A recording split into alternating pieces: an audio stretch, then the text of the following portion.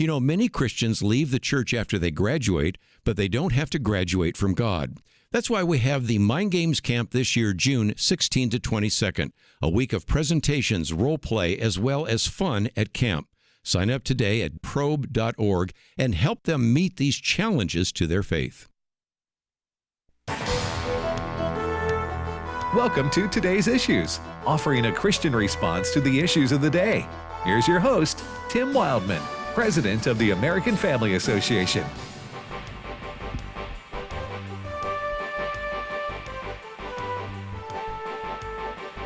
Hey, good morning, everybody, and welcome to Today's Issues on the American Family Radio Network.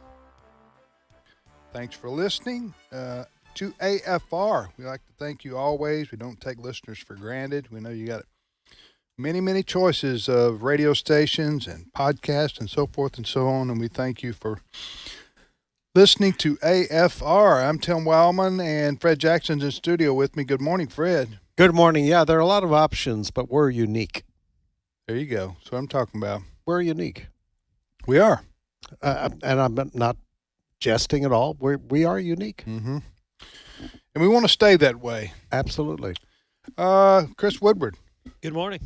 How you doing, Brother Chris? I'm well. I was going to say you could DVR The Price is Right and watch us live. Price is Right is still on? It still is. It's still on. Who's the host? It's been Drew Carey for a good while now. And the set has actually changed. It's Sound not like a huge, an avid massive watcher. audience anymore. Are you there, Chris? Oh, yeah. I'm big into game shows. I like to watch game shows, and I'm not joking. Yeah. The Bob Ross reruns. Yeah. There's a channel of 24/7 Oh, I Bob know Ross that stuff. channel. Yeah. If you just want to kind of tune out the world and So I'll tell you a funny story.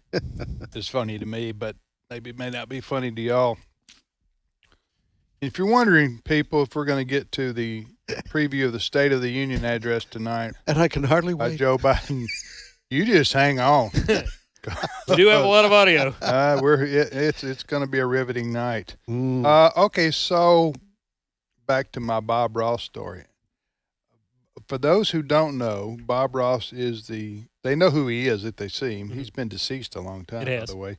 He's the painter on PBS Very self with the afro. Happy tree. He's a white Right. guy with the afro. Right. That's how I describe him, right? Mm-hmm. And he does these paintings.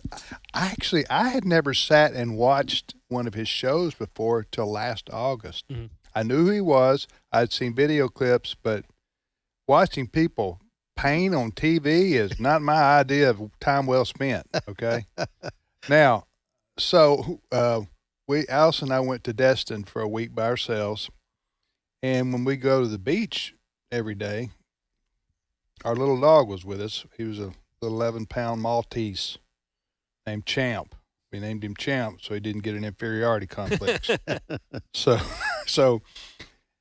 and this is going to sound silly to non-dog owners or don't have pets. They're going to think this is silly. So, but we like to leave the TV on for him, and we leave the TV on for him. Main reason is for noise, so that he doesn't hear other noises from the outside and bark his head off while we're at the beach. Okay, because he can do that. I've seen his head literally come off his body from barking.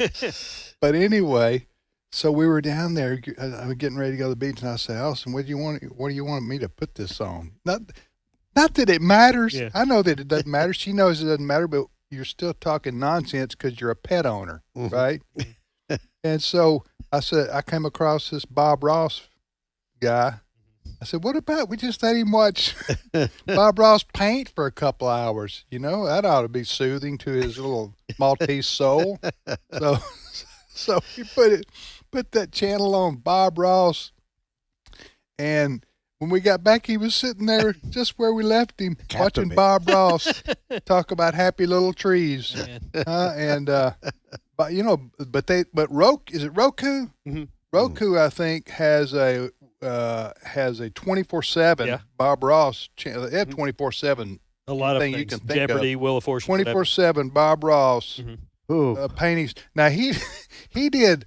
I don't know. He was on 10, 15, 20 years. Oh yeah. Oh yeah. He died in the 90s. He's brilliant. Was brilliant. A brilliant painter. Really is. Oh yeah. Yeah. My wife, a big fan of Bob Ross. Anybody who's into painting how he could transform a canvas Right. into something Amazing. so beautiful. Yeah. It was credible. Yeah, and he knew where he was going, knew how to use those colors, and Mhm. it is fascinating. I wouldn't watch it, I can't watch it all day, but it is fascinating to watch him do that. I think you could see when he passed away, he's been dead 20 years or so. A long time, I know. Yeah. I read about his life. He was originally from Orlando, Florida, grew up in Florida, but spent like 20 years in the Air Force in Alaska. That's why he draws a lot of the mountains and the Beautiful. snow and Yeah. and a lot of nature like Yeah. that. I will tell you, anybody that takes a tour of our building and stops by the newsroom, next time you do that, let me know, and I'll show you my Bob Ross bobblehead. Oh, I have one. You have a Bob Ross? I do. My wife and daughters gave it to me because I had started watching that show a lot, and my daughters gave it to me. It talks. You can hit the button, and it will be like, happy trees. There's no such thing as an accident. Stuff like that.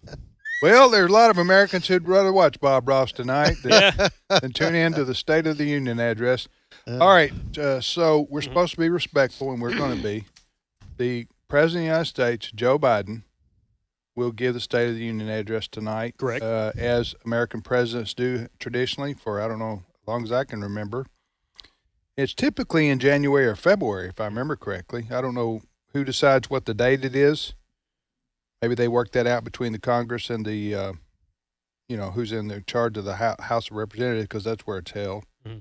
Mike Johnson, Speaker of the House, and the President. So, what's the preview? Yeah, Chris? it comes at a time in which he continues to have low approval ratings for his handling of things such as illegal immigration and the economy. Fox News had this today. This is the Fox News headline this morning. Biden stumbling into critical State of the Union as approval ratings plummet and people are concerned about his age. According to a Fox News Channel poll, 42% of people approve of Biden's performance, 58% disapprove. And again, the issues with a lot of voters, not just with this State of the Union, but the election year overall, is that Biden is not doing enough to combat illegal immigration, and the economy is still bad 4 years after he took office. So there it is. Yeah, I think what he has to say tonight is not going to be a surprise. He is going to promote abortion rights. He's going to say big business is bad. We need to tax them more. He's going to talk about the wonderful job he's done with the economy. KJP, Karine Jean-Pierre, gave us a little preview to that yesterday. And she started off right away. The president has done a wonderful job. He's created 14 million jobs. And I said, hold the bus right there. He has not created 14 million jobs. A whole pile of people who were laid off during COVID went back to work. Yeah. And that's one of the things that they're claiming. Everything is wonderful. I was driving to work this morning. I noticed overnight on some of the local gas stations here, gas went up 10 cents a gallon. Oh, yeah. So, and he's going to talk about, again, the economy. Do you know the economy right now, much of it that Joe Biden talks about is being built on credit card? There was a report earlier this week. Credit card debt in this country has reached $1 trillion, not $1 billion, $1 trillion in credit card debt, plastic. And that's why people are working two jobs. Interest rates on credit cards, of course, are ridiculous. The inflation, especially as it relates to food and other services too, but that's the new normal. That's not going away, I don't think. And so I don't know what Mr. Biden will promote. They'll find something, but maybe the stock market's been doing well. I guess you could, claim victory for Trump that. took credit for that a couple of nights ago during his victory speech. Yeah. I don't think it's what he's going to say is going to be new. What people are waiting for is how he's going to say it. They're waiting to see his physical performance tonight.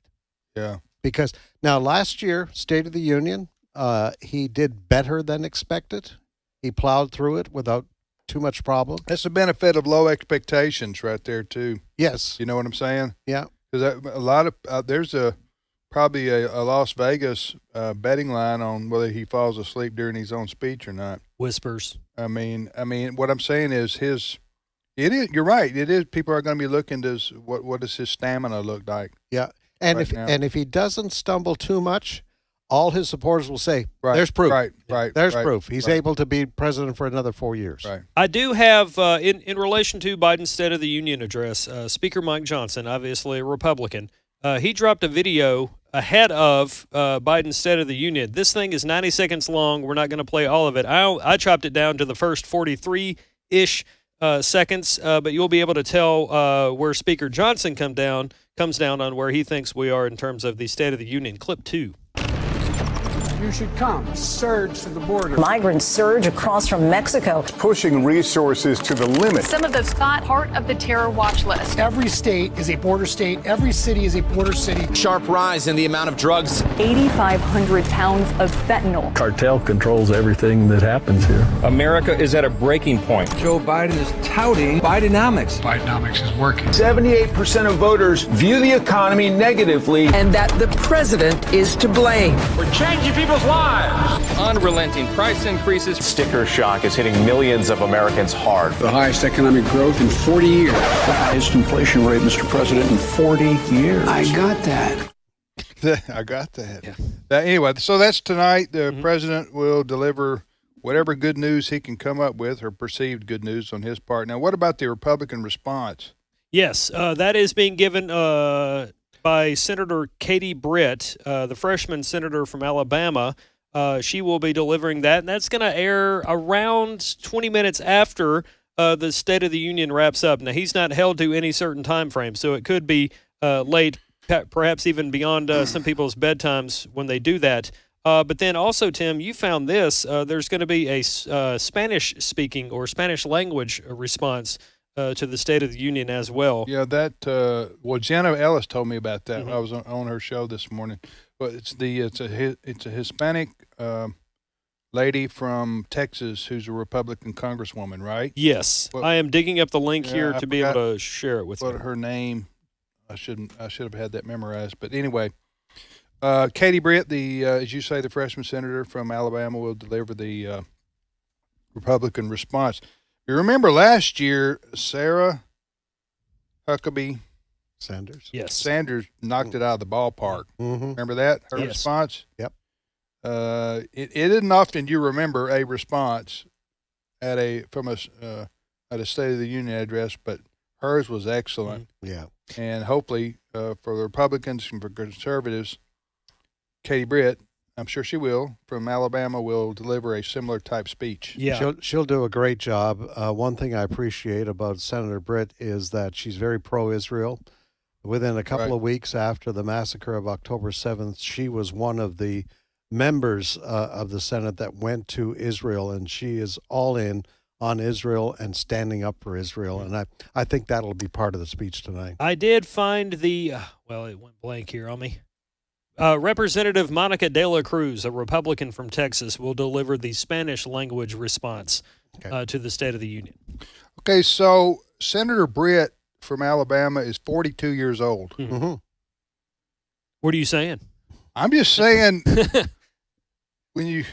I just turned 42. I know, but when you see senators that are 42 years old and you go, man, she's just a kid. Mm-hmm. You're moving on down life's highway, right? Yeah, Mitch McConnell over here. Right.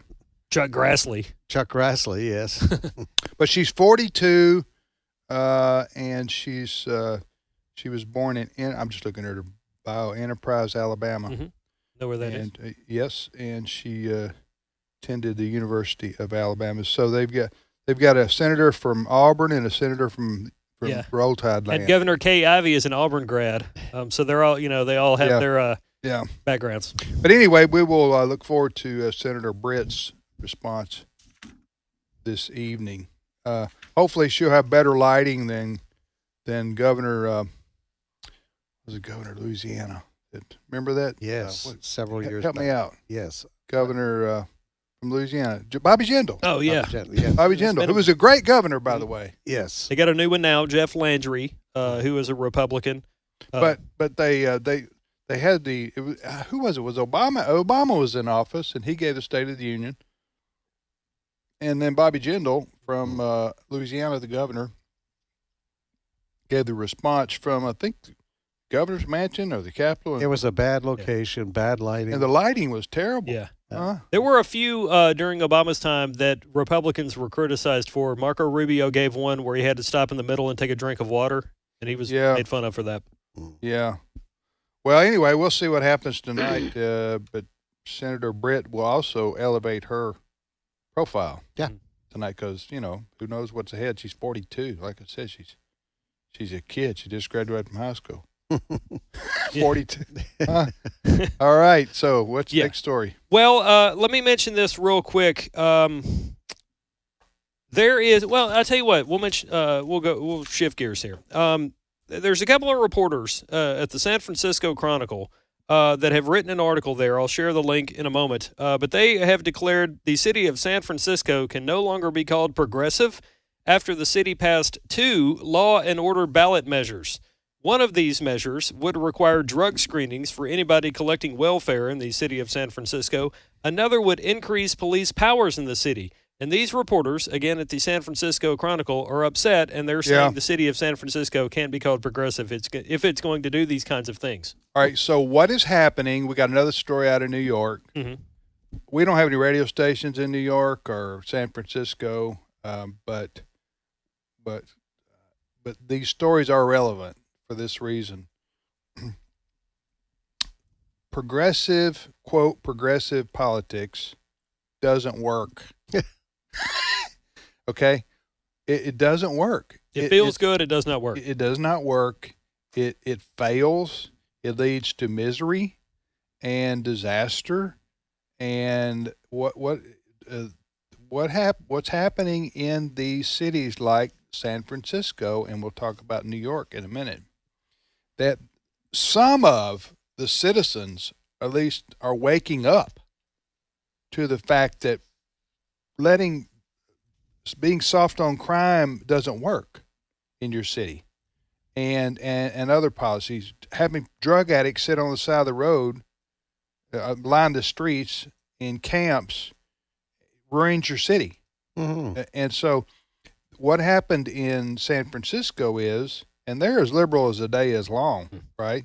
San Francisco, the citizens are responding. Ballot measures on Tuesday night. Right. Had ballot measures, one of them Proposition F, requiring, are you ready for this? Drug screening for people receiving public benefits. Okay, that's a conservative idea. Absolutely. That's a conservative idea that they voted for it? They voted for it. And then Proposition E, hold it, would give law enforcement better surveillance tools and rein in oversight over the force, allowing looser restrictions on car chases, for example. Okay, that's a conservative idea. Yes. And so the citizens are going to, it isn't the city council, it's the citizens in ballot measures. They went to vote, and they said we got to end this insanity. Mm-hmm. This liberal insanity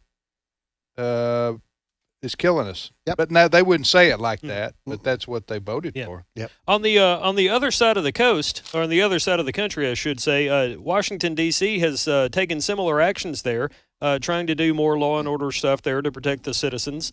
And I've got some audio here of a business owner by the name of Diana Rodriguez. She was on Fox and Friends First today talking about She's in D.C.? Mm-hmm. Okay. She says the D.C. crime bill is too late. Clip 8. It is a little too late. It's a step in the right direction, but it does not negate the years of countless lives lost, broken homes, businesses that are shutting down due to theft. It's crime is plaguing our city. And after 10 years, I'm glad that they're finally listening, but it's too late for all that. We need to see results. Having this progressive agenda has led to very progressive results. That right there is why people like Speaker Mike Johnson say the State of the Union can be summed up in a word: decline. We are a nation in decline. Well, let me tell you, another very significant response took place in New York State yesterday. Yes. The governor of New York, Hochul, how do you pronounce it? Hochul? Yeah. Anyway, she's the governor of the state of New York. She's a flaming liberal. And she is responding to crime in the city of New York, New York City, and she is now putting the National Guard, 1,000 National Guardsmen in the subway system. Yes. In New York to check. They're going to check bags, aren't they? Yes, they are. Now, do you think this is a temporary terrorist threat, or do you think this is something permanent because of all the crime on the subways? Oh, well, this is what she said. It's the crime. We got to get the crime. She's going to deploy at least 750 members of the National Guard to the subways to assist the New York Police Department with bag searches at entrances to busy train stations. I was watching some of the video this morning. So you got soldiers with high-powered rifles standing there. Now listen to this.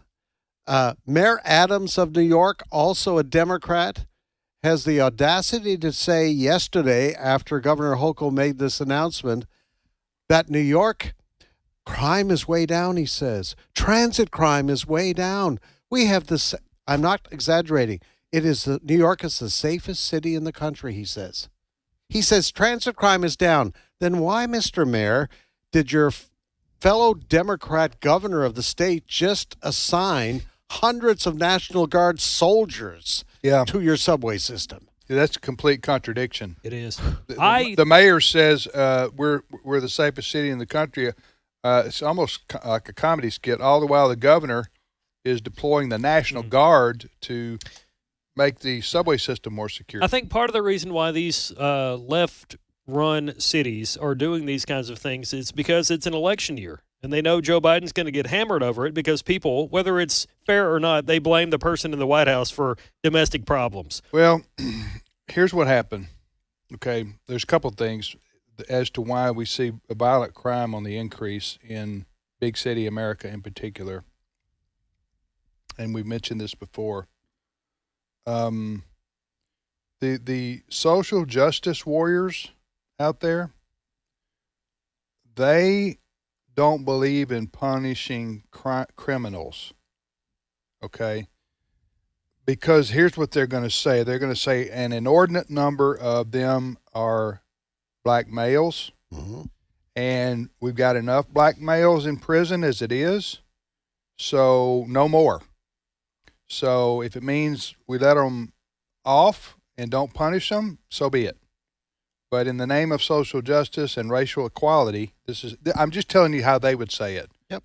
Then we need to let these violent criminals run free, even if it means it endangers our citizenry. That's how these people think. Mm-hmm. Yep. Okay.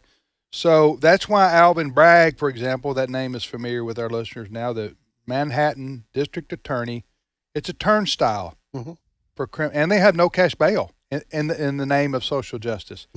Gascon, I guess is his name, out in L.A., DA out there, same thing. Yep. In San Francisco now, 2 years ago, I think it was, they kicked their George Soros-funded DA out because he wasn't doing anything to punish violent criminals. That's right. Hardly. And they said, we can't. Our businesses, our communities, our property value, this is terrible. We've got to have somebody who, so they still got a liberal in there, but she's at least doing the job of punishing the violent criminals. Well, because they're starting to lose businesses. Right. Walgreens. Conventions. 5 of the Walgreens locations in San Francisco. In addition to what you're saying about liberal thinking on crime, the other thing is they believe that when certain people commit crimes, it's not their fault. Right. They admit they commit the crime, but it's not their fault. It's because they've been oppressed. Right. No, yeah, you're exactly right. Yeah. That's the way these people think. That's called a DEI, or it's called a critical race theory. There are different names, different ways, but that's what happens there. But anyway, the funny thing is that the citizens of these cities, while themselves Democrats for the most part, they're starting to react with conservative ideas to counter the secular progressivism that is destroying their communities and their towns and cities. Yes. So, there you go. We shall return with more of today's issues on the American Family Radio Network. Todd Starnes will be with us in just a few minutes. So we will be back. Stay with us.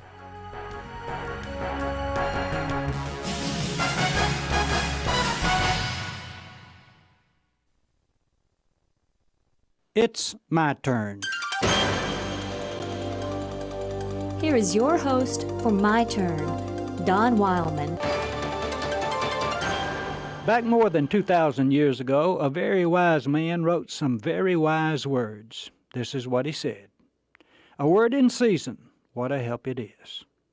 The writer of the book of Proverbs was indeed a wiser man than we sometimes give him credit for being. The author of Proverbs went on to state that a word fitly spoken is like apples of gold in a setting of silver.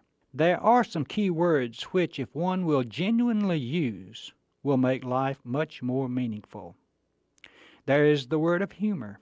Humor is, without a doubt, one of the finest medicines we have. It will cure a multitude of real and imagined ills. It will help calm anger, cool tempers, and remove hatred. One thing is for certain, it's a quality we could use more of in our tension-packed world. Those who have learned to use humor have found it a very good partner. Look at some of the fantastic salaries being given to top comedians these days. There's always in our world a place for humor and anyone who knows how to use it. Then there's the word of appreciation. Most of us have underestimated the real worth of this word. One day I received a note of appreciation from a friend of mine in the morning mail. It didn't take 2 minutes to write that note, and it contained fewer words than an average grocery list. Yet it meant more to me than any other piece of mail I received during that entire month. How often we could show appreciation and how few are the times we actually do it. Thank you doesn't take 2 seconds to say, and it could last a lifetime. The wise man was correct. Anxiety in a man's heart weighs him down, but a good word makes him glad. There's also the word of encouragement. Sometimes this word of encouragement makes the difference between heaven and hell. I have hit rock bottom in my life many times, only to have someone speak a word of encouragement to me and set me to whistling again. Just to have one person who understands and speaks a word of encouragement often makes all the difference in the world. One reoccurring phrase of Paul's was, "Hold fast." Paul knew well the worth of just a couple of words of encouragement. A word in season, what a help it is. Then there's the word of forgiveness. My guess is that we speak fewer of these than any other kind. This is true not because we need to speak fewer, but because they are often harder to speak. How much we need to follow the example of Christ here. The woman caught in the act of adultery, when brought to Christ, realized the unsurpassed worth of a word of forgiveness. How long has it been since we've spoken a word of forgiveness to one who has wronged us? It would do tremendous good for them and to us to speak it. There is also the word we speak for God. A minister desiring help in finding a job for a convict once wrote me, "God's grace, as I have experienced it, can do great things. And if it did it for me, why not for this man?" You know, the world's waiting to hear a word like that. A word in season, what a help it is. Saying the right word at the right time can truly be one of God's richest blessings. Let me close with a little poem. God wove a web of loveliness, of clouds and stars and birds, but made not anything at all so beautiful as words. This has been My Turn with Don Wildman, a production of the American Family Association. But he saves the poor from the sword of their mouth and from the hand of the strong. So the helpless has hope, and injustice has shut its mouth. American Family Radio. This is today's issues. Email your comments to comments@afr.net. Past broadcasts of today's issues are available for listening and viewing in the archive at afr.net. Now, back to more of today's issues. Hey, welcome back, everybody, to today's issues on the American Family Radio Network. Thanks for joining us. Tim Wildman here with Fred Jackson and Chris Woodward. And again, we hope you're having a great day. It's nice weather over, well, a lot of the country anyway. I think the Northeast is expecting a lot of rain, but and California's being punished by God for the last month on a daily basis. You want to argue with that one? It's been rough. Ooh, wow. It's been rough. Okay, so joining us now is our good friend Todd Starnes. Todd is award-winning, it says here, award-winning journalist. Yeah. Doesn't surprise me. And best-selling author of the and host of the Todd Starnes Show. He's got a brand new book out, which you need to buy.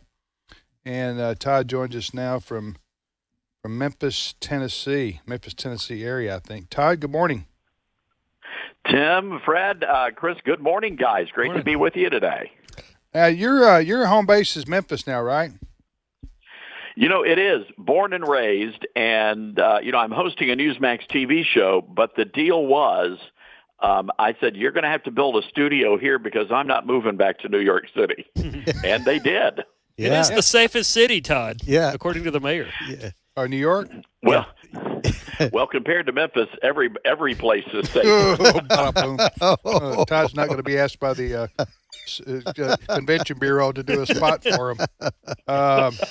Wow. So your book is called Twilight's Last Gleaming, Can America Be Saved? How apropos in the times we live. What's that about? Well, first of all, it's a fun book. There's a lot of humor in the book and satire, and I felt that was really important because, I mean, we really are in the throes of what President Biden termed a dark winter.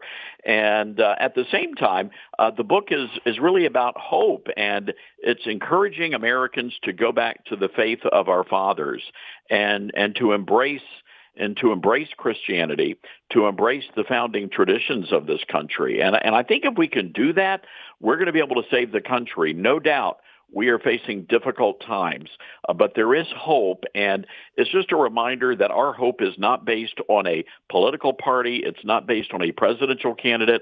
Our hope is based on our relationship in Jesus Christ. Twilight's Last Gleaming is the name of the book. Can America Be Saved? And that's Todd Starnes, and you need anything Todd writes is absolutely worth reading, and so pick up a copy of that. Is it out today, Todd? No, well, you can pre-order it today. Okay. It'll be in bookstores on March 19th, and really excited for people to read this one. Had a lot of fun writing it, and it's the first book I've actually written from Memphis, so that was a little fun, and really started writing it in the throes of the pandemic. So it's written in a Southern accent. Yes, there is. Okay. We'll have a translation for our north of the border friends. Okay. Yeah. He sat down and wrote it with sweet tea and biscuits. That's right. Yes. Well, look. So, guys, there's a chapter in the book about that because when I moved back. My home wasn't ready, so I had to live for a month at the Peabody Hotel, which is the Grand Hotel of the South. Yeah, you were suffering with that. I was suffering for the Lord, and so I went and I ordered breakfast, and they said, "We don't have biscuits, we have bagels." And I just lost it. I don't know what overcame me, but I'm like, we've been beaten again. The South has been conquered again. When you say bless your heart. I'll tell you right there, that's food blasphemy right there, especially in Memphis, to not have biscuits but have bagels. That's Tim, if you think that's bad, so the book actually opens up with a story about, this is a true phone call. My Uncle Jerry from Coldwater, Mississippi said, "Todd, you got to come back home. We got problems down here."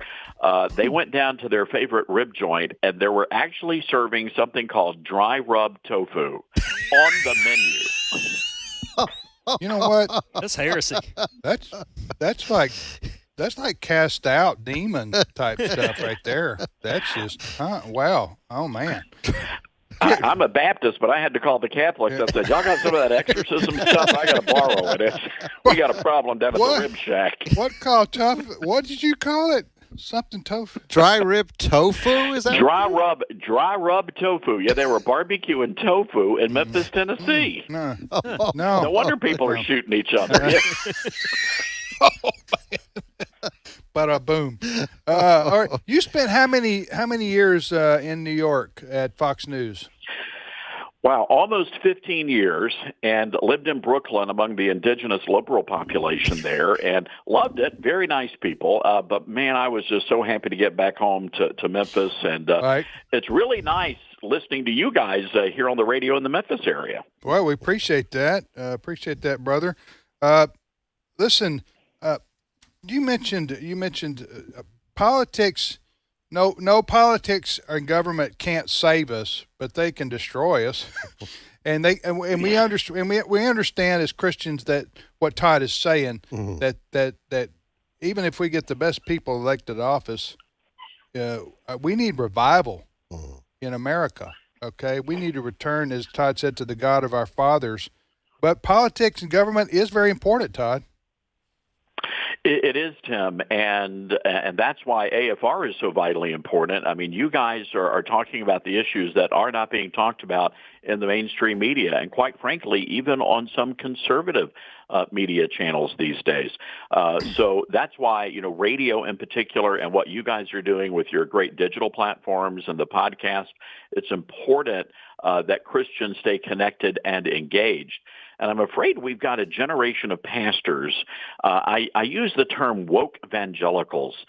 These are pastors who are embracing this idea of Christian nationalism and this idea that you can't be a good Christian and love America. I just simply do not believe that. Now, I don't think that we ought to turn our church houses into political rallies every Sunday, but I do believe that pastors have a moral obligation and, quite frankly, an obligation as citizens, good citizens, to talk about the big issues of the day and how Christians should be responding to those issues.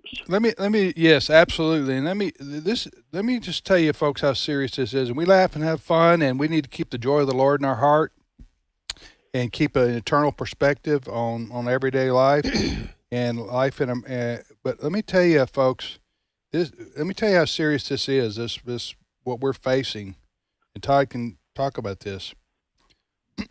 Because what we're facing in our country for Christians and for conservatives, the people on the other side, okay, the so-called progressives, and not all of them, not all the Democrats, but the far left, they have an agenda. Their agenda would be to ultimately shut us down. Yep. Okay, because we oppose their agenda, and they want to define us in ways that they hope that the broad general public will agree with them that we need to be stopped. Mm-hmm. How do you do that? I got two examples right now in the news. Well, one is what happened at Liberty University.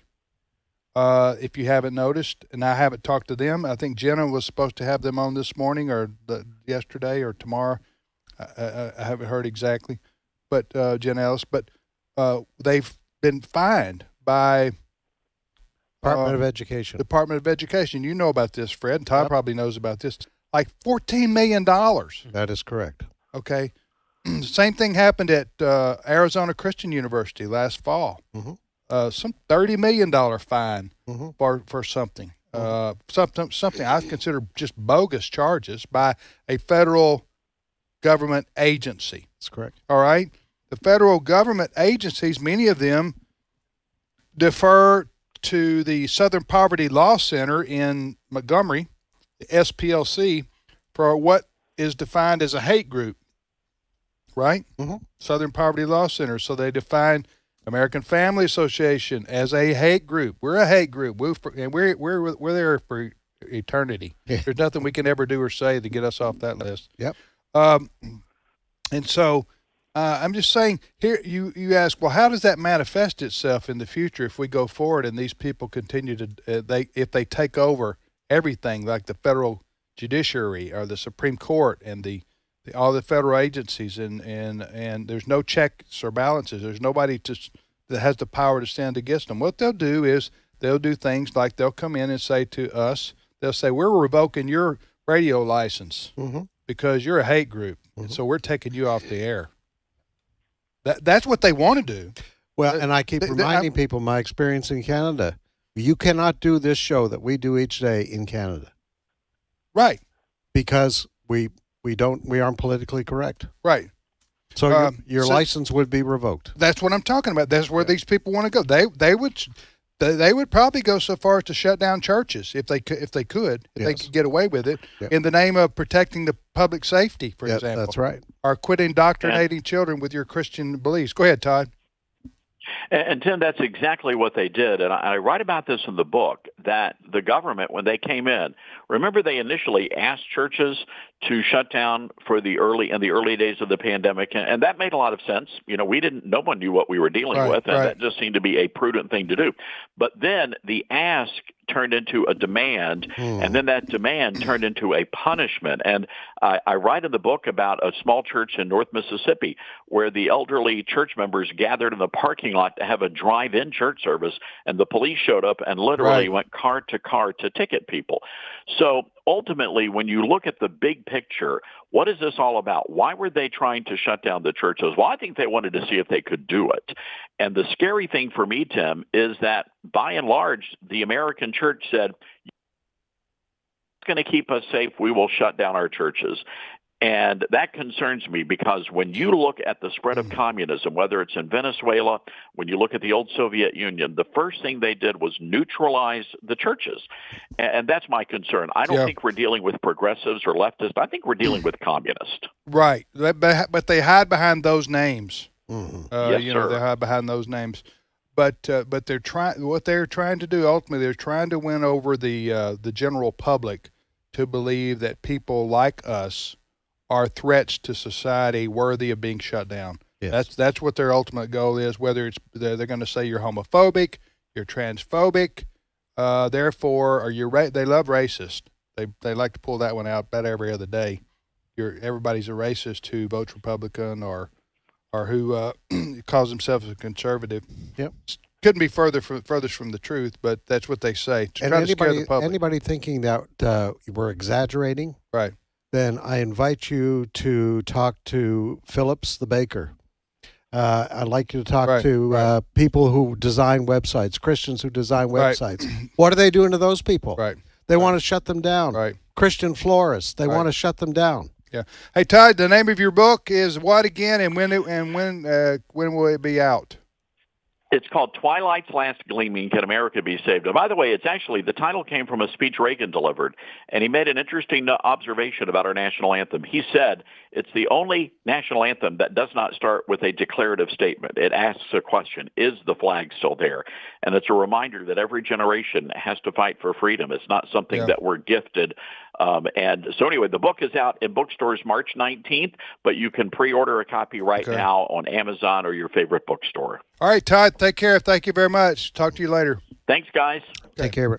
That's Todd Starnes joining us from Memphis, Tennessee. You're listening to Today's Issues. That's the name of the show on the American Family Radio Network. Next story, Chris. Well, today, I think this just wrapped up, and I'll share the link to the C-SPAN hearing in just a moment. But today, lawmakers held a hearing to investigate the federal government working with banks to flag the private financial transactions of Americans. Some of the terms that were singled out include MAGA, or Make America Great Again, Trump, and stores like Bass Pro Shop, Cabela's, and Dick's Sporting Goods. A lot of this was made known by a law firm called Alliance Defending Freedom, and one of their attorneys, whose name is Jeremy Tedesco, was at today's hearing, and he talked about things just prior to the hearing with Fox News, clip 7. Well, first of all, that America should be terrified that that the government is working with big banks, colluding with them to spy on Americans' private financial data to determine whether they're a risk or a threat or some kind of domestic terrorist based on the things that you were talking about. Do they shop at Bass Pro Shops or Dick's Sporting Goods? Do they buy religious texts? I mean, this is terrifying financial surveillance by the federal government, and they're working with big banks to do that. Banks that you probably bank at, J.P. Morgan Chase, Wells Fargo, Bank of America. So this is something that should concern every American. There's nobody, no matter their political or religious beliefs, that are safe from this. That was who? Jeremy Tedesco with Alliance. Okay, I'm a little foggy on what's going on here. What did he? What federal agency is doing this? Do you know? It's part of the Department of the Treasury. And what are they doing exactly? They've been looking into whether or not Americans have been doing financial transactions and then putting like in the That's a complete violation of privacy, though, right? I mean, that's one what would he say. said. Yes. There was an office of the federal government created positions at banks across the country in the wake of 9/11. Because there was a belief that terrorists were using bank accounts in the United States to launder money. And so there's these positions that have been set up to screen when you want to open up a bank account, that you're screened in case you're, suspicious. You call yourself a business and you're not really a business. You're trying to launder money. My understanding is what the federal government has done now with the cooperation of some banks is you should look for phrases like, does this person shop at Bass Pro Shops or Dick's Sporting Goods, or do they talk Donald Trump? So they want to know, they want to search their backgrounds, their social media. For what purpose? For what purpose is, well, this is ostensibly for what purpose? Well, this is what the hearing is about. Okay. There is fear that the federal government will target individuals, put pressure on the banks not to open accounts of people who have those words in their social media. Okay. I got you. Well, this is going on. Stripe, the credit card processing company, many people may not know what that is, but Stripe is they're a major player in that field. They shut our credit card access down, that is to receive donations. About 5 years ago. Yeah. They did that overnight. They did it to a few other Christian ministries too. They did it overnight. So and that's the private sector. That's not the government. But the federal government, you remember when the name Lois Lerner, remember that name? Yes. Remember when it was discovered that during the Obama administration, the Internal Revenue Service was using conservative names and what they call flag words to try to use them to deny those people getting a nonprofit status. Tea Party groups, constitutional groups, patriot groups. Remember that? Yes. Oh yeah. And she, in fact, Lois Lerner, who at the time was at the Internal Revenue Service, I don't think she was the director, but she was over this particular part of the agency. Remember, she went and gave the Fifth Amendment. She pleaded the Fifth Amendment. Yes. So she didn't have to testify to Congress what she was doing. I thought at the time, you should not be allowed to plead the Fifth Amendment to testify when you're a public servant about your what you're overseeing. I mean, that's not you can't plead the Fifth. You got to tell the truth about what you know. But otherwise, we don't have open government. You remember when that happened? Oh, absolutely. And to go along with that, remember early on in the Biden administration, there was word that the Pentagon was going to start, when they're checking recruits, checking whether their social media as to whether they talked about Donald Trump, so-called conservative words search, that they might not make a good soldier. Yeah. So what I'm saying, what we're saying here is we're not making this up. No. This is not conspiracy theories. Okay. There are conspiracy theories, and sometimes they turn out to be true. But I'm just saying these are what we've been talking about is documented stories. Yes. That are happening in the news, and a lot of these folks are say these things out loud. Oh, yeah. We have an example. Steve Jordahl did a story in advance of this hearing today, and he talks in April 2022, the National Committee for Religious Freedom opened a bank account with J.P. Morgan Chase. A few weeks later, the bank shut the account down without notifying the NCRF.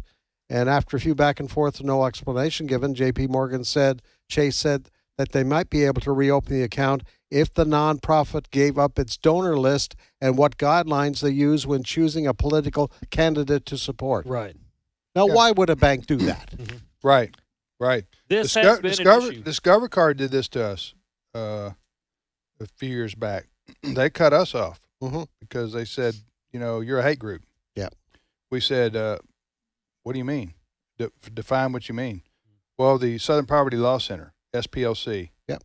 So we're like, so we get canceled by Discover Card, and you can't even defend your own accusation. You have to defer to a third party on what they say, which is a far left group. And they've been discredited. Yeah, they've been, many, many times, yes. So I'm just saying it's out there both in the private sector and the federal government in particular, trying these folks, they hate our guts. Mm-hmm. And they would do anything, I'm teaching, they hate conservatives, they hate Christians, they hate anything that's traditional in this country, and so they will go to any length. They're rabid.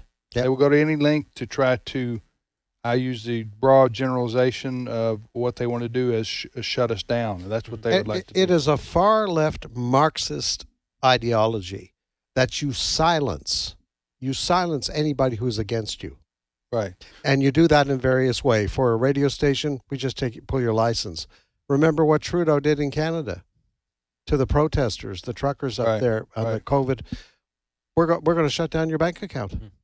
Right. Your personal bank account. Your personal bank account. Because you have a political protest. If you don't move, right. If you don't go home, we're going to shut down your bank account. Your personal bank account. This Put you out of is why business. it's important. Yeah. This is why it's a problem, I should say, that the media is in cahoots with the left. Whoever the left-leaning person is in the White House, the media loves them, or they at least side with them on a number of issues. What will happen this year with all those Democratic mayors and whatnot saying, trying to get tough on crime? When Republicans criticize them, saying you're not tough on crime, their friends in the media will just go, well, yes, he is. Governor Kathy Hochul brought in the National Guard to help protect people. And they'll try to change the narrative. I will say, I shared a link to Steve's story about the big banks issue. And for anybody that thinks this rings a bell, we did talk about this a couple of months ago in January when the Daily Mail broke the story. We talked about that as well. So look in the Facebook comments for those links. Let me tell you one other thing that's one of the biggest positives that's happened in the last few years. And I know people may say, well, that really? Yeah.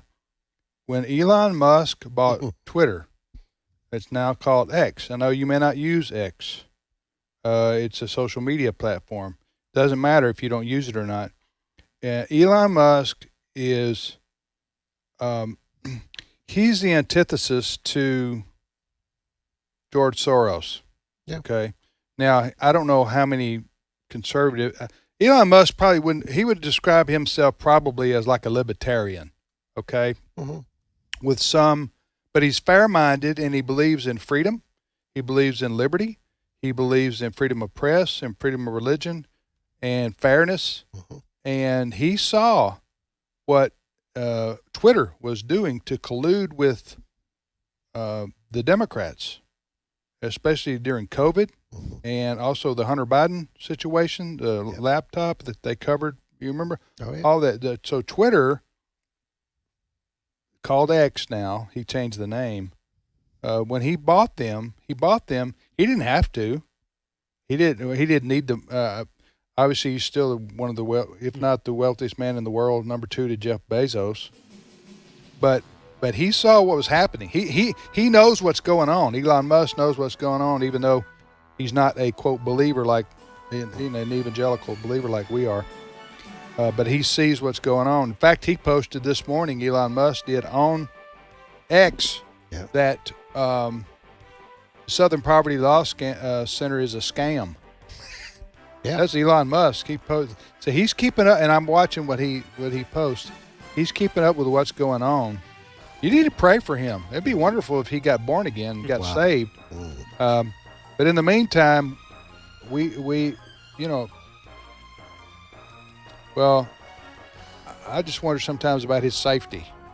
Because, Yes. Because he opposes globalism. Yep. We'll be back momentarily with more in about 5 minutes.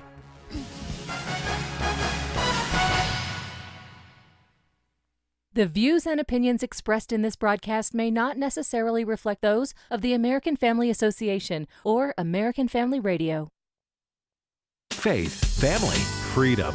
American Family Radio. The Bible is God's infallible word, the foundation for our lives, establishing what we believe and who we are. But to more and more people, that's just not the case. They try to pick it apart and change it instead of letting it shape them.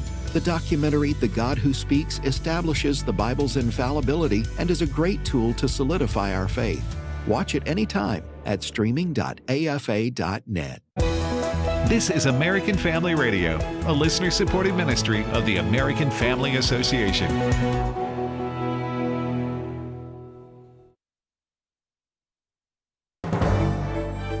American Family News, I'm Rusty Pugh.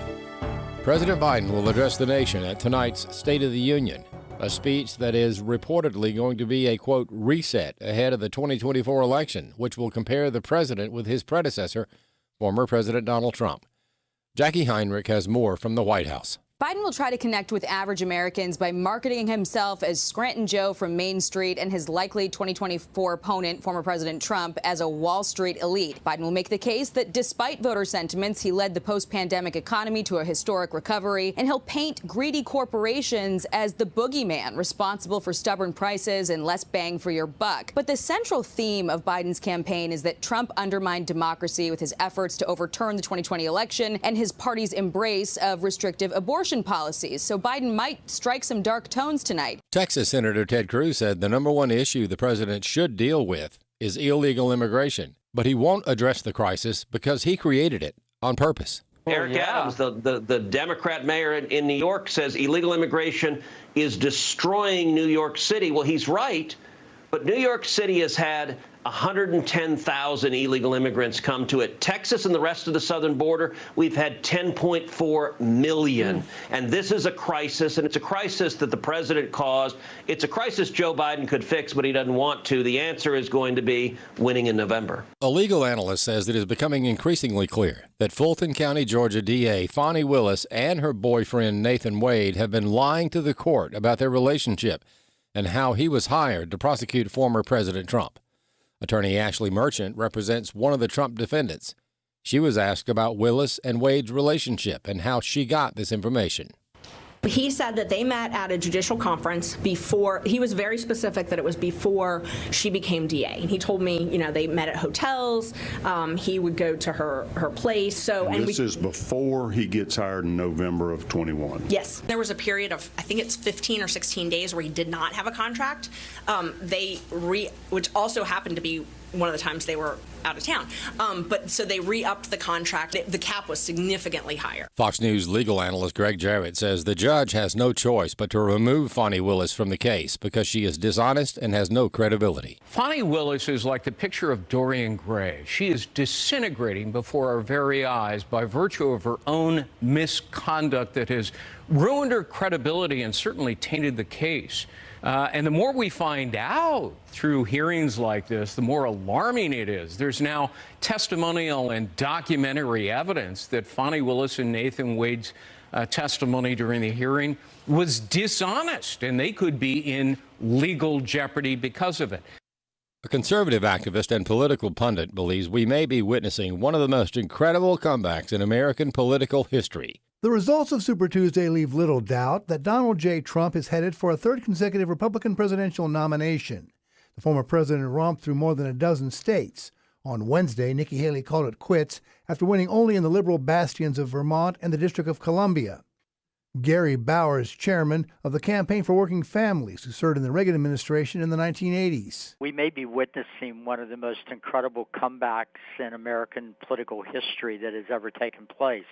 Donald Trump, after he lost an election in 2020 that was very controversial and riddled with charges of fraud. And here we are 8 months or so away from the 2024 presidential election. And at least at this moment, Donald Trump is emerging as an incredibly strong candidate. And Bauer says his opponents are dazed. Joe Biden is reeling from multiple problems, and Nikki Haley is sitting somewhere wondering what went wrong. The performance of the former president across every section of the country on Super Tuesday was nothing short of extraordinary. He is a phenomena. He's a cultural phenomena, a political phenomena, and millions of Americans believe he's the only hope they have to save the country. I'm Chad Groening. For American Family News, I'm Rusty Pugh. The world around us is constantly challenging the way we think. That's why we need a constant source of information that's based on the unchanging Word of God.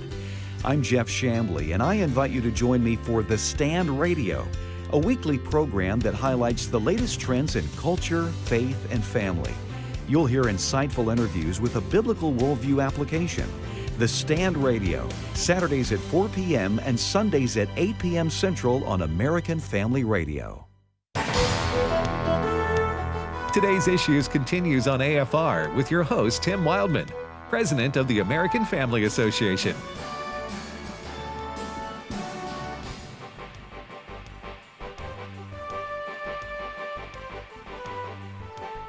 Hey, welcome back to everybody to the radio program Today's Issues. We're live every Monday through Friday from 10:05 to 11:30 Central Time here on American Family Radio. The show is available on podcast. That is to say, if you miss the show and you want to listen to it, just click on afr.net and click on podcast and go to the Today's Issues banner. It's very simple. Take you about 30 seconds. afr.net, click on podcast. You'll see the tab there, and then click on the banner for Today's Issues, and you can listen to this show anytime if you miss it. In any of the shows we have here on AFR and also take advantage of our app. We probably have as many people listening now on our AFR app as we do on our terrestrial radio stations. By terrestrial, I mean, with the tower traditional on the radio, on the FM radio dial. We have a lot of people listen now on the app, which you can carry anywhere. You can listen anywhere as long as you got high-speed internet, the AFR app. Had a lady write me the other day, said she moved from Richmond, BA to Myrtle Beach, South Carolina, and can't get us in Myrtle Beach because we don't have a radio station there, but she listened on the app. Yeah. But she started listening to us on our radio station in Richmond, Virginia. All right, Tim, Fred, and now Steve Paisley Jordahl joins us. Good morning, Steve. Morning, everybody. I call Steve Paisley because he wears Paisley at least once a week, sometimes twice. I often. I have ties. I have shirts. Yeah. Steve's a fashion guy. His own fashion. Makes his own fashion statement. A lot of people would laugh at that, but okay. He's from California. We'll excuse a lot. Right. Hey, Steve, you're from Northern California originally, right? Yep. That's where you grew up. This weather, this Armageddon, Snowmageddon that hit Tahoe. Where is that hitting? Where did that hit? So the Sierra Nevadas, I know it hit Tahoe and probably south to Yosemite. Those are kind of in the middle. Is that of the Sierra Range? Sierra Nevada Range. Where does that go from where to where, would you say, generally speaking? Well, it's called the Cascades, I believe, up in Oregon, but it goes all the way down the spine of California. It goes from top to bottom. So at the top, Mount Shasta is in the Sierras, all the way down to Mount Whitney, down by Death Valley. So the biggest city would be biggest city in that area would be. Well, it goes the entire length of the state. So I guess the biggest close city. I mean, Sacramento, maybe, or it's a good Reno, Nevada. Yeah, the foothills start. Okay, so it's not densely populated. It's more rural. It has. It's just like every other mountain range. On the foothills, it has a lot of places. There's a lot of like state parks. Redwoods State Park is in that. There, Yosemite National Park is there. But you also have like the foothills, like where the 49ers used to do their training camp was up in Red. I don't know. But yeah, there's cities. The higher you go, the lesser cities they are. They got a lot of skiing in that area. Well, that would be good for them. But I mean, you were talking about several feet of snow. So at one time, dumped on that region of the country, and it shut down interstates and I-80 gets shut down fairly regularly. But this is more than most. There's a town called Truckee that's just on the California side. On the other side is Lake Tahoe. And then further down about another 50 miles or so. If you go to Lake Tahoe, go in the summer, right? Yeah. Well, no, yes, except that Lake Tahoe has some great skiing. Okay. North Star is a great. I snow skied 3 times. And Squaw Valley, in fact, where they had the Olympics, is near. Do you snow ski? I do. I used to before my knee. You, Fred? No. I tried it a couple of times. Yeah. We used to use. Now, I know down here in the South, a toboggan is a hat.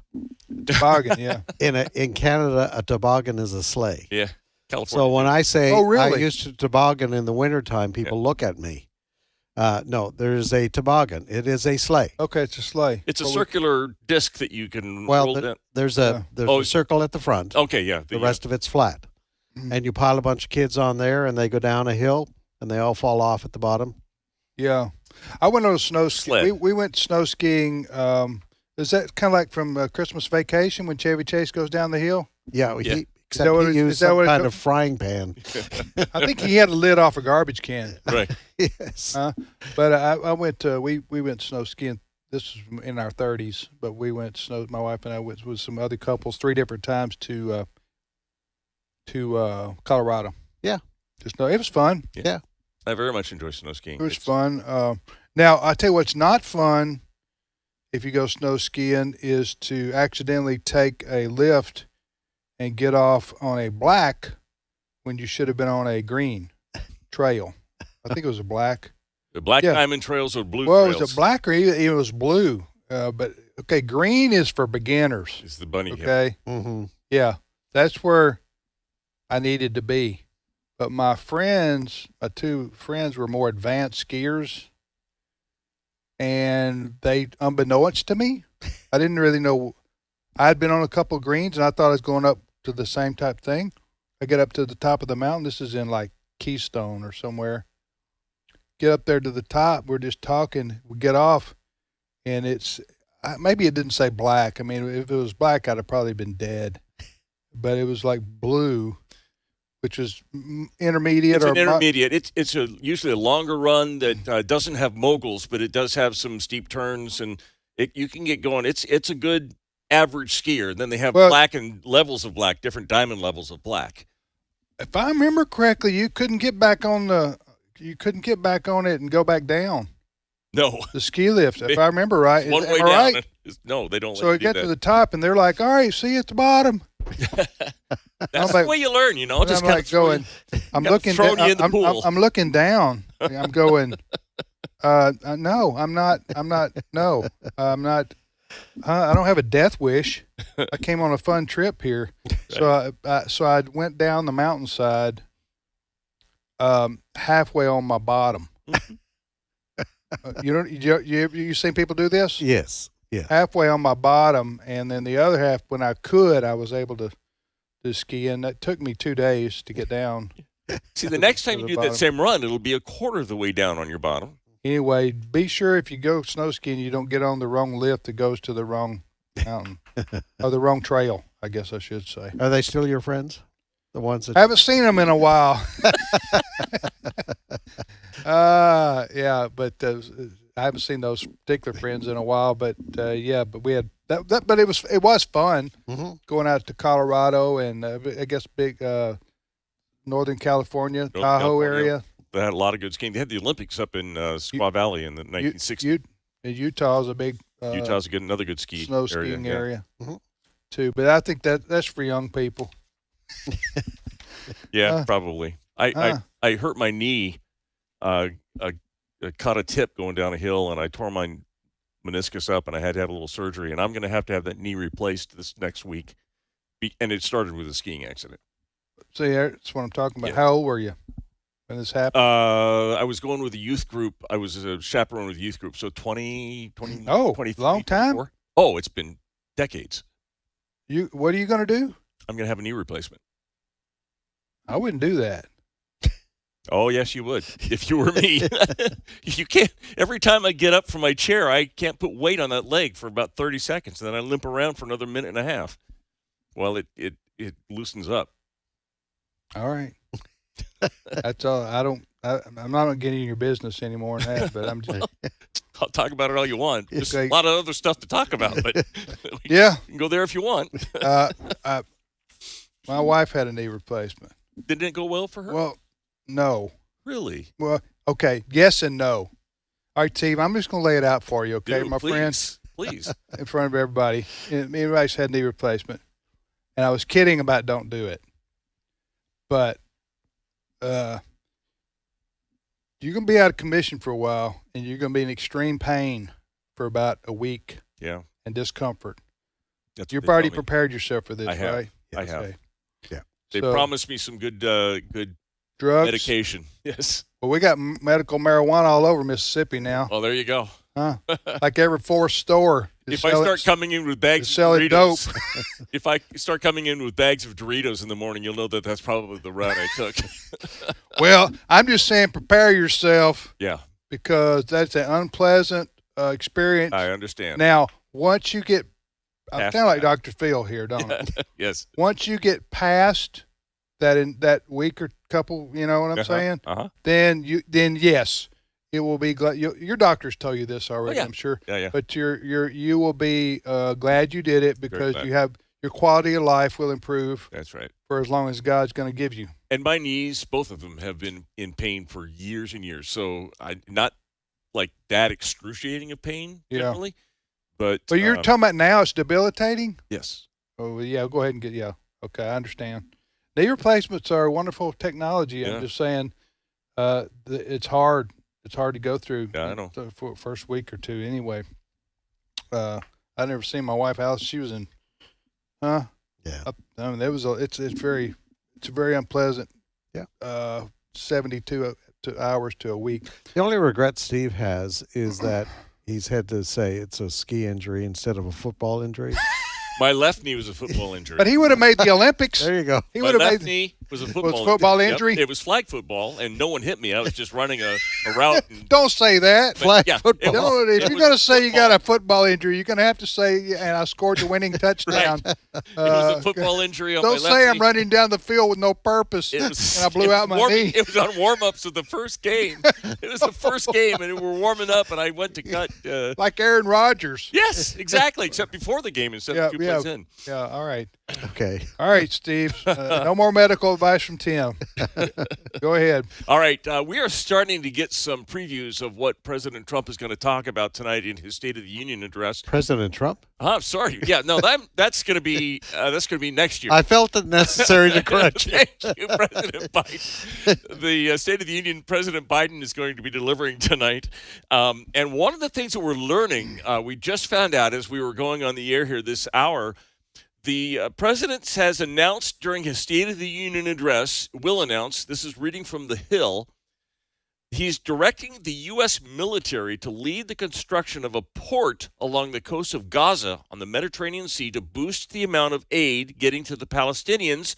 He says there will be no U.S. boots on the ground, but they will be depending on the United Nations to help them distribute the food. The United Nations, who has been proven to have participated in the October 7th terror attack. First, there's so much to this. First, to say there are no boots on the ground. How do you create a port without even how does the U.S. military create a port on the Gaza coast without putting boots on the ground? That's number one. But number two, we have to remind people Hamas terrorists aren't just living in Gaza, they control Gaza. The Hamas terrorists do not wear uniforms. They wear civilian clothes. It is, I think, without question, if the U.S. military is going to be working with Hamas terrorists, they may call themselves civilians, but the U.S. military is going to be working with these Hamas terrorists to allow aid in. The terrorists will control who gets the food, who gets what medical attention, whatever the case Meaning may they be. will get the food and general population will not. This is only going to prolong this war. There is no indication from that, at least what you've read, we may hear differently this evening, that hostages are being given up. It says nothing in here about hostages. All right. So there you have it. This is the thing that Prime Minister Netanyahu has warned about. if you do this kind of operation, this war is only going to be prolonged, and Hamas will start reestablishing itself. And it's a huge poke in the eye to Benjamin Netanyahu. Is it ever? Mm-hmm. Is it ever? Yeah, it really is. I mean, it really is. I'm shocked. I really am that he's doing this. Is he going to announce it tonight, you say? Yes. They are saying he's going to make meaningful announcements about the war in Gaza. Okay, listen, if you're going to do something like this, at least get something for it. Okay? If Biden's going to do something like this where he's going to say we're bringing humanitarian aid into Gaza, we're going to establish a port, while your closest ally in the Middle East is at war with these in the region, then you at least need to say, we demand Hamas release all hostages now, before, and then we will begin to bring humanitarian aid at this port. Now, I wouldn't agree with it anyway. I don't know. That would change my opinion some, but you at least got to say that. You can't let them hold these innocent these Israelis, and are there still Americans in that? Yes. Okay. You got to demand that if you're going to give them aid, huh? Yeah. Humanitarian aid. Mm-hmm. Anyway, all right, Steve. Next story. Well, how about some better news? In Alabama, they have passed a education bill that allows for school choice. They call it the Choose Act. And this is how it works. Governor Kay Ivey signed this bill. The Choose Act will open up an education savings account for eligible parents with kids. There are participating schools, and then there are non-participating educational opportunities like homeschooling. They get different amounts. But they will open up an educational savings account and deposit $7,000 in that account that you can use to pay for wherever you want your kids to go to school. And everybody's eligible, although, again, for different amounts. If you're a homeschooler. Listen, school choice is on the march. Yeah. Yes. And COVID brought it because everybody realized how terrible the schools were. Homeschooling is increasing, ever increasing across the country. Christian schools are growing more and more popular, and school choice within the public school system is becoming more and more an acceptable idea, which it should have been all along, but the teachers' unions have fought it across the country. But so that's good news and good for the state of Alabama for doing that. So that's a law that she signed or will sign? She signed. She signed. What's it called? The Choose law now, I guess. Okay. Imagine. And, of course, Democrats in Alabama are upset about this. They say this is, I'm paraphrasing here, this will be the death knell of public schools. Well, here's what happened. The reason, there is a reason school choice has moved to the front burner. Yes. And it's because that many, and we always say this, there are good Christian teachers in the public school system, and they are doing their very best. Right. It is the system that has failed. Right. And what has happened is they put wokeness many times ahead of the kids learning what they need to do to be successful in life. Mm-hmm. We're pushing kids through a system right now that cannot read. They get to grade 6, they get to grade 7, grade 8. They can't read, but they keep pushing these kids forward. The inner city schools, the big city schools, are absolute disaster. They are not. Have you seen these test scores? Yeah. They had like Chicago city schools, like 6th grade. They had nobody pass. I can't remember. There was a school district that had 0 people. That's what I'm saying. Yeah. Mm-hmm. Just 0 people. So in many places, not all, but many places, the public school system is not working. Now there are reasons for that, other than maybe the schools are bad. The kids have no family structure either. That's a killer for learning. But I'm just saying that why also should parents be stuck with a particular school when they can go to another school if they're taxpayers? It's taxpayer. If there's room available at school B, you know what I'm saying? You should be able to take your school to school B instead of school A if school A is a failing school. Yeah. Or underperforming. The news story you were talking about, Tim, there are 23 schools in Baltimore who have 0 students who are proficient in math or reading. Yeah, that's what I'm saying. I read that. That's shocking. Yeah. And here's the other thing. The teachers union will always cry. When these stats come out, they always cry, we need more money. We need more money. Per student in the United States, more money is spent per student than anywhere else in the world. Yeah, I think studies have shown that the money spent per student doesn't equate to better grades by the students, right? The unions use it. In fact, maybe it's the Babylon Bee that's reporting this, but I think they're going to put Hamas in charge of distributing the money to school students because it's about as effective. Yeah. Next story. Well, New York City. New York City.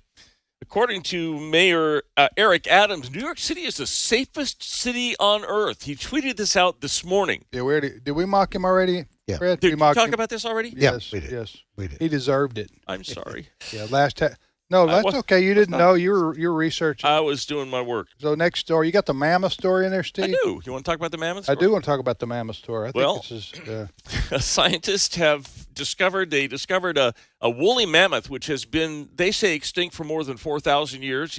We can talk to young earthers about how that works, but they found some DNA in some fossilized bones. And they were able to extract what's known as pluripotent stem cells from that DNA. Now, we've known in the pro-life community about pluripotent stem cells for years now because that's the ethical way to do stem cell therapies. You can take them from an aborted baby, and you can use stem cells that way, or you can use these pluripotent cells, which you sometimes get. I think you get a lot of it from the umbilical cord and such. But they can they can program these cells to develop into any body part that they want. And they think that they can attach the woolly mammoth DNA to another elephant DNA and recreate the woolly mammoth. They're not that far away from doing that, they say. Jurassic Park, here we come. Yeah. They're serious about this, right? Yeah. You think it'll work, Fred? That would be a great circus act, I guess. Who's gonna tell the elephant? Hey, we're about to turn your whole family into woolly mammoths here. Well, we're gonna have to move you out of Africa. Hey, listen, elephants have long memories. They better not find the scientist who comes up with that one. The woolly mammoths, but they roamed like cold areas, right? Really cold areas of the world, right? That's the woolly. According to the pictures. Yeah. Yeah, like Siberia. And whenever you say woolly elephants and circuses, I think of Carol Burnett, the Carol Burnett Show. Okay. The Tim Conway. Yeah. Was there a skit about that? Oh. What was the skit about? Tim Conway talking about circus elephants that couldn't. It's one of the classic crack-up videos where both Tim Conway and everybody. Is it funnier than Tim Conway being the dentist? Yes. It is? Oh, yes. That's a good one, too, the dentist. Yes. Oh, I'll pull it up after the show. You can see it, but yes. yeah. Okay. Well, the reason Carol Burnett Show was so good because they improvised on the spot. Yes. Yeah. What was it? What was the other actor's name? His name is Harvey Korman. Harvey Korman. Yes. So Tim Conway, if you want to, now this one you're talking about too, Steve, I got to watch it, but you want to watch something funny. Tim Conway, just type in Tim Conway dentist. Yeah. Mm-hmm. And him working on, what was his name again? Harvey Korman. Harvey Korman couldn't keep a straight face. No, because Tim Conway kept putting the Novocaine needle into himself as the dentist. And parts of his body began to freeze up. Finally, his brain, I think it was. It was good. Just talking about it makes me laugh. It was good. All right, we're out of time. And we thank you for your time. Appreciate you listening to American Family Radio, today's issue. So tomorrow's Trivia Friday, and Ed and JJ will be here. Ed is back, huh? It'll be back tomorrow. Okay. It's kind of a trivial matter, really, but we will welcome Ed back. Have a great day, everybody. Keep listening to AFR. See you tomorrow.